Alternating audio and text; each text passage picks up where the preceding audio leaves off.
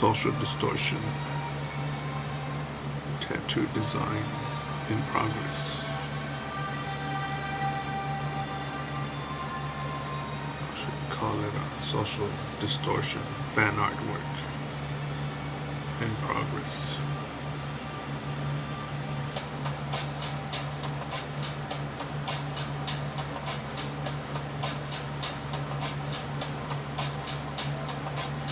Have a collection of sketches that I need to finish, and this is one of them.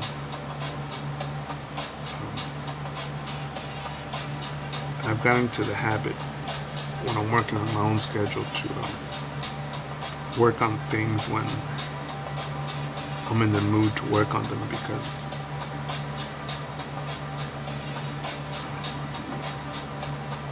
back when I was in the shop 7 days a week,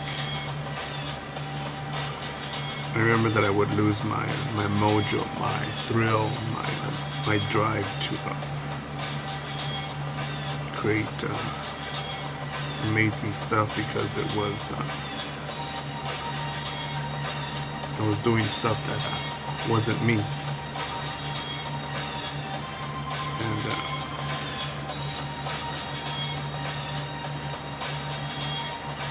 And there's going to be tattooers that are going to tell you, graphic designers, shirt designers, sculptors, people also make a living off this stuff, off creating. Will tell you, no, you know what? It's all the same to me. It's all just work for me. And I don't believe them. I don't, because I've met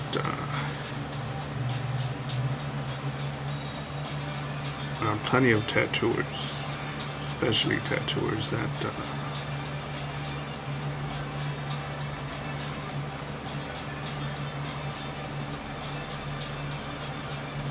give them a certain project and they'll pass it. I've seen guys that pass $350 pieces to do a $200 freestyle piece, to do a $200 tattoo session on someone.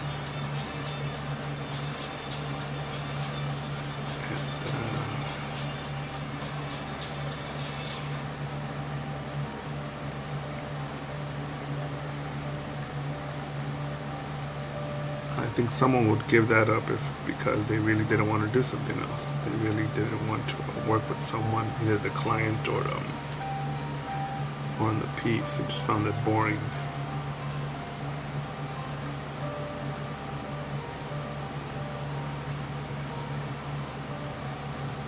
And I've done tattoos where I've felt bored. I thought, man, it's. I'll admit that I felt like a prostitute. It was sort of like doing something against my will. And there's going to be dumbasses that are going to say, well, I wish that guy's not a real tattooer. He should really enjoy everything that comes in.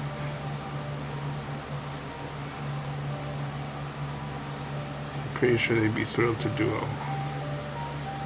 it's a female, pretty sure, a married female, pretty sure she would be thrilled to tattoo portraits on dicks every day, Or if it's a dude tattooing fucking smiley faces on people's assholes and shit all day.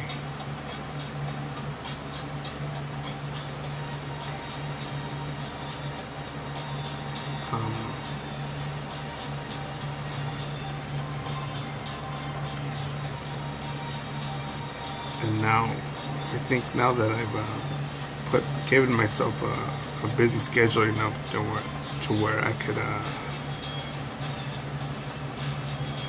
make work that's in demand, create stuff that's in demand, with a mixture of stuff that I want to do. I can stay busy enough and paid enough to keep it that way. but it requires a lot of thinking, a lot of planning, a lot of coupon clipping, a bunch of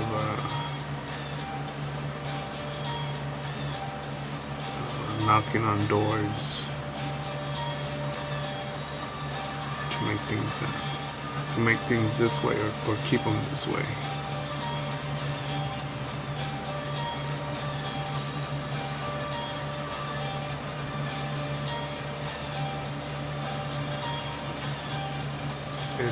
It cracks me up when I see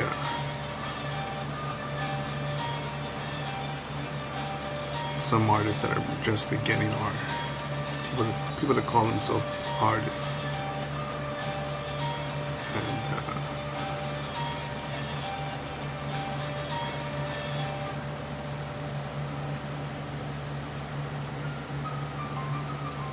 and their work is garbage, but they have this all copyrights intended or owned or some shit like that. No replication of this work without consent, or that shit. I think if you're beginning, you shouldn't be so caught up in that stuff, because if you're beginning, you want exposure. Even when there was a piece of shit tattoo artist here in Orange County, California, who he dressed real pretty, basketball shoes, the gold chain. Hook me up, dog. Hook me up with some of your designs. And this guy begged enough. I'm like, all right, cool. And he started duplicating my shit. So what I did now is I improved the designs that he sold of mine, made them much better, so now I can go back and sell them again as the finished copy, and not the sketches that he sold you.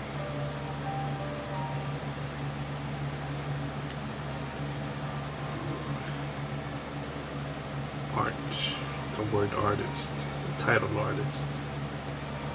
Tricky word. Tricky word.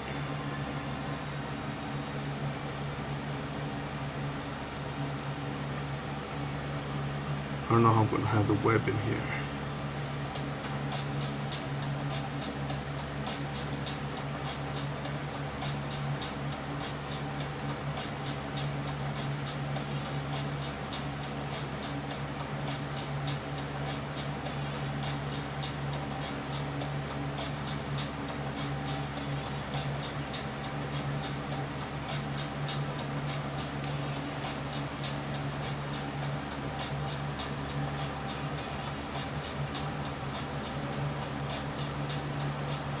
I wonder if I should connect them here.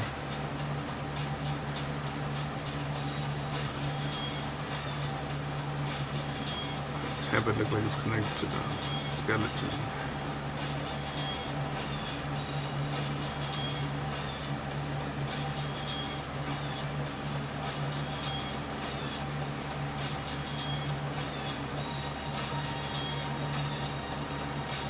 Still a bit distracted from that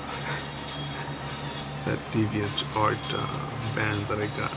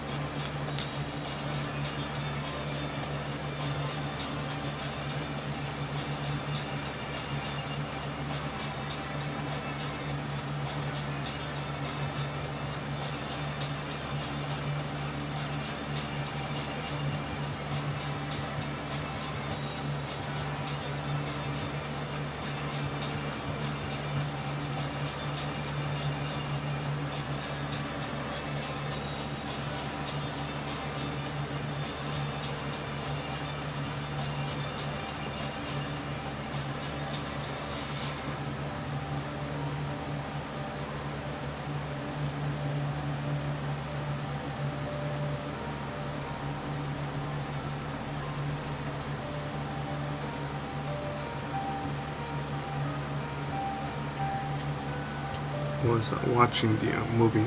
I think it's called The Network on YouTube. I'm too cheap to buy on Netflix. I don't think Netflix is necessary with so much free content on YouTube, but it's interesting movie as to how the news is used as propaganda to hit our emotional buttons.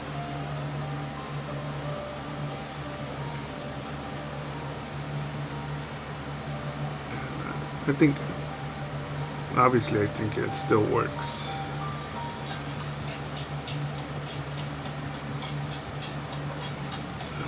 You know, because even if you hear Hillary or Trump, you think, man, it's Trump with the iron fist and Hillary just a fucking scumbag who let Americans die in Benghazi. Thought national security was a game of dominoes.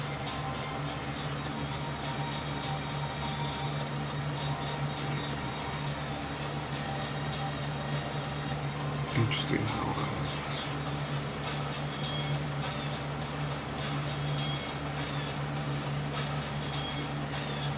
the media plays with our emotions of those candidates showing their points of view.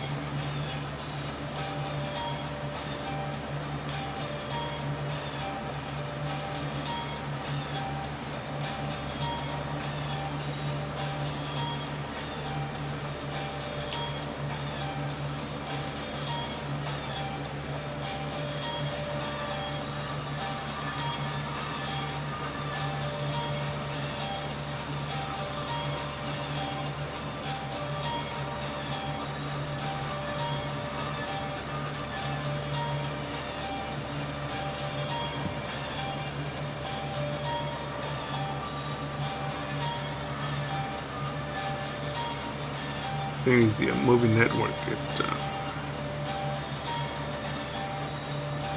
a scene on there that could be played today in the year 2016, and it's still valid.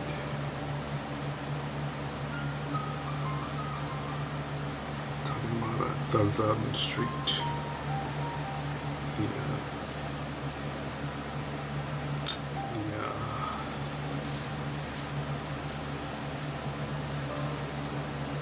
Problem with the Russians, how to deal with them, the uncertainty that comes with them, with the Russians.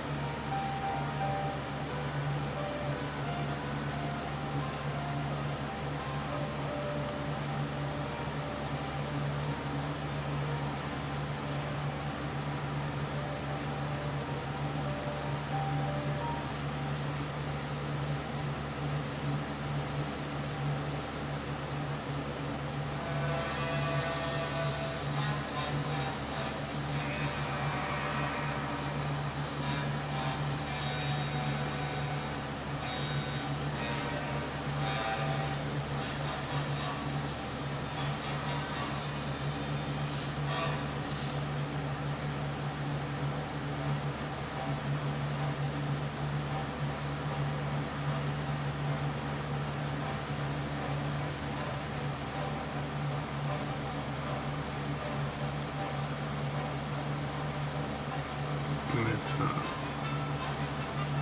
think it's pathetic when people say, you know,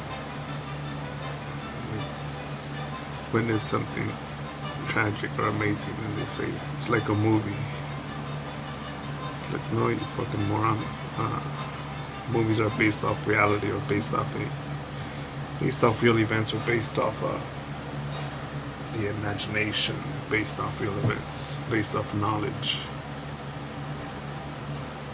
So I think you need to be in a sheltered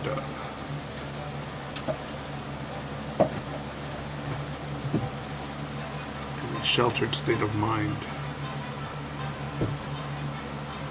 to believe such things.